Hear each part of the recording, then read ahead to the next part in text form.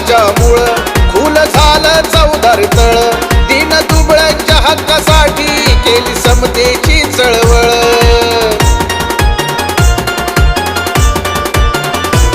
माझ्या भीमरायाच्या मूळ खुल झालं चौदार तळ दीन दुबळ्यांच्या हक्कासाठी केली समतेची चळवळ केला अन्यायावरती हल्ला तोडली विषमतेची कंबर तोडली विषमतेची कंबर ठरला जगात एक नंबर ठरला जगात एक नंबर न माझा भीमराव आंबेडकर